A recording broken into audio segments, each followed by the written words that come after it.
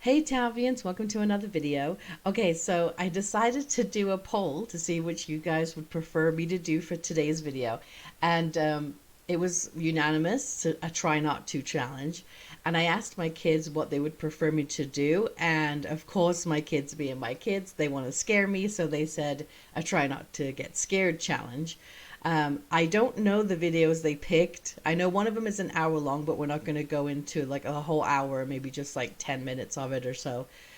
So they picked two videos for me to watch so I can get scared.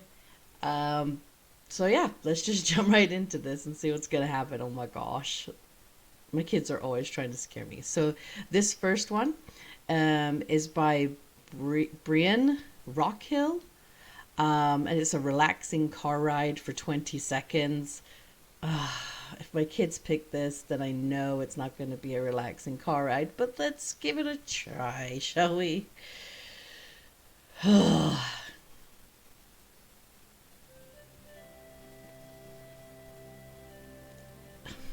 That's so misleading. Nice car ride. Oh, such nice music. Just calm, relax. Sounds like. Oh, you. Oh my gosh, cheeky little imps. Yeah, that totally got me. Well, that was a fail. Oh my gosh, that was awesome. I knew something was gonna happen. I knew it. I feel like if you know it's gonna happen, it's even worse. Like, oh my gosh, that totally got me. Oh my gosh. Okay, so this next one. Oh my, that really got my heart going. Like, oh my gosh. Gosh, okay. Whew.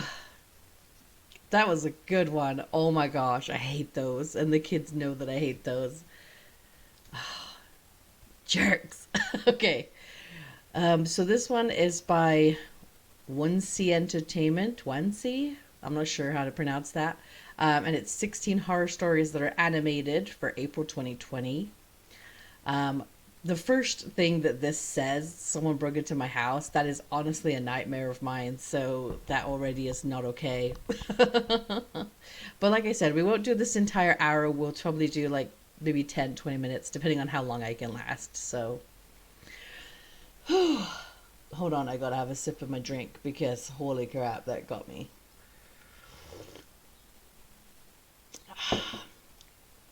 It's my fake coffee. Oh, that already is not okay. What is that? What is that face? This story happened when I was only around 9 years old. Oh, she's We lived in a good. basic I like that two-story house in a very voice. She small does. village with only about 100 people. Every year, on the 4th of July, our village had the fireworks show and all the people went to the community park to watch it together. Well, yeah. But I couldn't go that year because I had just recently broken my arm, and the doctor told me not to go to any public places for about a week, which I was really bummed about. Just to give you a What? basic layout of our Okay, wait. So she broke her arm and they said don't go out in public? Why? Are they gonna catch something? Like, just don't bump into anyone. Like, okay, whatever. Sorry. Pulling myself out of this Our moment. living room was connected to our front door. If you keep walking forward, you would have got into the kitchen, take a left from there, and that's where my room was on the first floor. Anyway, Okay. when it was about 8 o'clock p.m., all of my family went to the park. I was in the living room and started watching some cartoons. Because About cartoons are half an hour awesome. had passed. I was getting tired, so I turned off the TV and went to my bedroom. I took off my glasses and started to doze off soon. Oh, I I was don't like almost that. asleep when I heard the front doorknob turning. I thought it was my family getting back from the park. So I got up and looked out of my room. I hadn't put my glasses back on, so everything was a bit blurry. But I could see clearly that there was only one person in the window. Seeing that not everybody was in front of the door, I felt a little scared, so I shut my bedroom's door and went back to my bed. But then I heard the door open and then close. I immediately noticed that I didn't lock the door, which my mom had asked me to do before she left. I wanted to punch myself.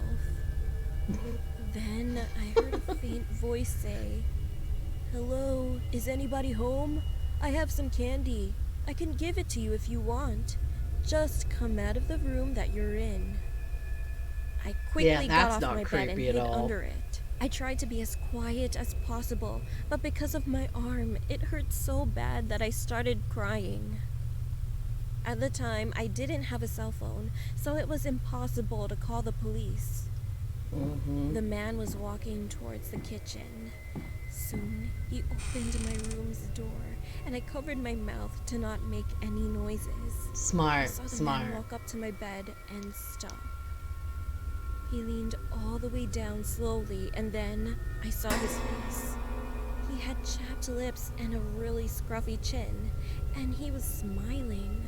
That's not My okay. heart dropped. Oh, I that's hit so my arm on creepy. my bed frame when he grabbed me out from under my bed. And next, he made me stand up. He said, "Why don't you come with me? I have lots of candy at my house." Which made me so Ew. scared. That's so creepy I and not couldn't move or okay. say anything but just cried while he stared at my face. He then picked me up and started carrying me outside. I kicked and screamed. He tried to get in the white van. He tried to open the door, and I managed to fall loose and landed right on my back in the grass. I got up as quick as I could and made a run all the way to the park.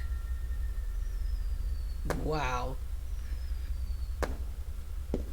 I found my family and told them everything that just happened to me while crying. My dad called the police as we got in the car to go to the hospital since I felt so much pain in my arm. All that I remember was I had woken up in a hospital bed with a different colored cast on my arm. After that, we got home and the police were still there. They caught the man under my bed. They said that he was probably waiting for me to come back home.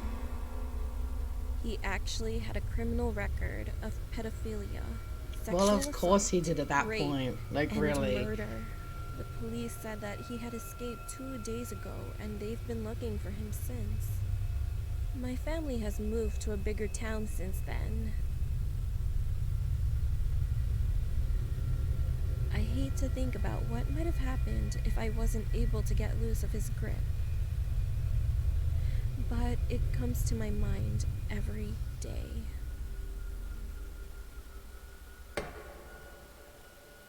Well, of course. See, that one's scary because it could happen. I mean, I'm not saying it didn't for this woman because it probably did, but like the real life stuff is way creepier than like monsters and stuff. So me and my husband are huge monster fans. Obviously, I love the Xenomorph a lot. So we love creature movies like those B movies where it's like the most ridiculous thing, like the five-headed shark or like Lovantula. I love those. They're so ridiculous. So monster movies are not a thing. Stuff like that is way creepier because it's real stuff that people are capable of, and it's not okay. Oh, it's so creepy. But she did everything right. That's good. That's good. She got loose. She ran My name is away. Pascal. Good. I'm 22 years old now, but this event happened 3 years ago when I was 19. It happened in the middle of the night when my parents were away for an important company meeting. The company was kind of far away from where we lived, so I stayed home by myself while they were gone. Okay. One time, while I was at home alone, I looked out the window randomly and froze. There was a tall man, almost dressed entirely in black. He was wearing a tuxedo and holding a kitchen knife.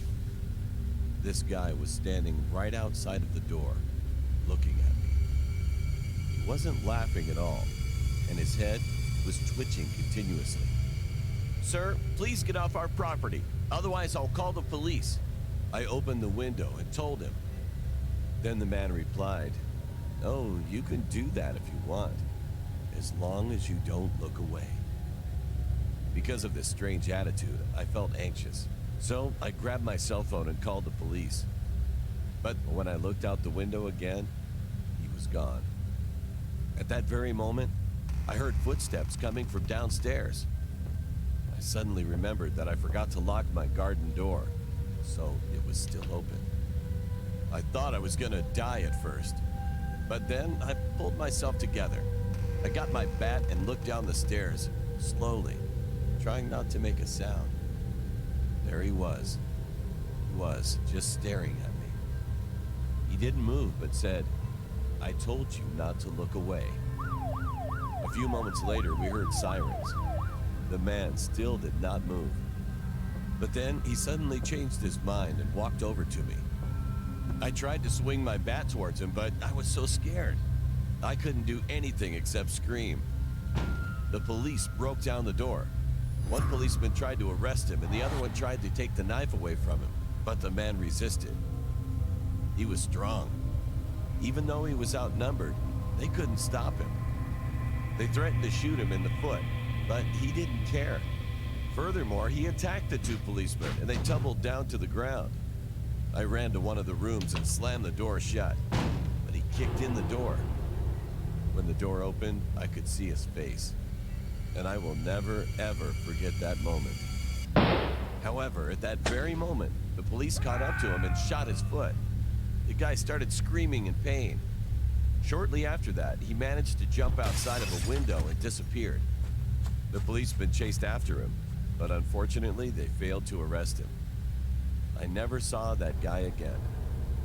I'm glad that I survived that incident, but I also feel nervous that he'll come to my house again. From that day on, I always made sure I locked all the doors and windows.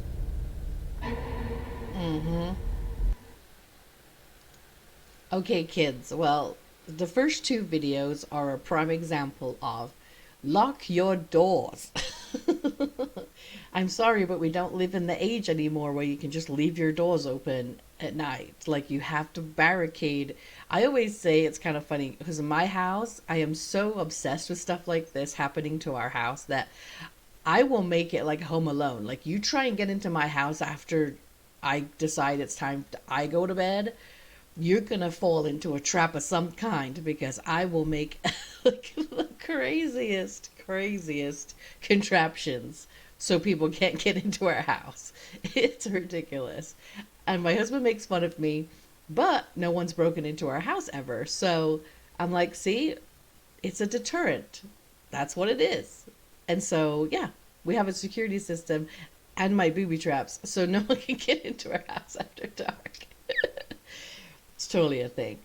Well, I think we've gone on for about 10 minutes, so I'll leave it at that. But my kids, I gotta say, like, they did a good job. That first one got me really good. And those two are creepy, like I said, because they're more like a real life situation, which is way more creepier than monsters and stuff. So kudos to my children. They definitely got me, little jerks. But I'll leave it at that. So thank you so much for watching. I love you all. You're always keep fighting. You are enough. And I'll talk to you guys in the next video.